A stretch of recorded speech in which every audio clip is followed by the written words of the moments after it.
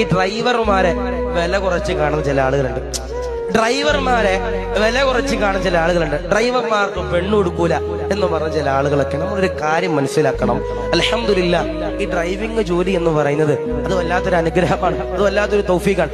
ഒരേ സമയത്ത് തന്നെ റോഡ് നോക്കണം, ഒരേ സമയത്ത് തന്നെ സൈഡ് നോക്കണം, ഒരേ സമയത്ത് തന്നെ സ്റ്റിയറിംഗ് ഇരിക്കണം, ഒരേ സമയത്ത് തന്നെ ഗിയർ ഷിഫ്റ്റ് ചെയ്ത് മാറ്റണം, ഒരേ സമയത്ത് തന്നെ സ്പീഡ് മെയിൻറ്റെയിൻ ചെയ്യണം. ഇതൊക്കെ ഡ്രൈവർമാർക്കല്ലാതെ ആർക്കാ പറ്റുക? നമ്മുടെ നാട്ടിൽ ഡ്രൈവർമാരില്ലായിരുന്നെങ്കിൽ നമ്മൾ പട്ടിണി കിടക്കേണ്ടി വന്നേ. അല്ലാഹു ഈമാൻ നൽകുമാറാവട്ടെ. ശരിയല്ലേ?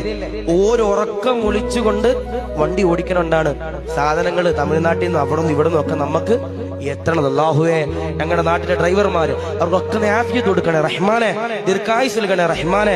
അവർക്കൊക്കെ നീ ഖൈറിന്റെ കവാടങ്ങൾ നീ തുറന്നു കൊടുക്കണേ റഹ്മാനെ. നിഅമത്തുകൾ അവർക്ക് നീ ഏറ്റി കൊടുക്കണേ റഹ്മാനെ. അവർക്ക് നീ അപകടങ്ങളെ തൊട്ട് നീ കാത്തിരക്ഷിക്കണേ റഹ്മാനെ. അവരുടെ കുടുംബത്തിന് നീ ബറക്കത്ത് കൊടുക്കണേ റഹ്മാനെ.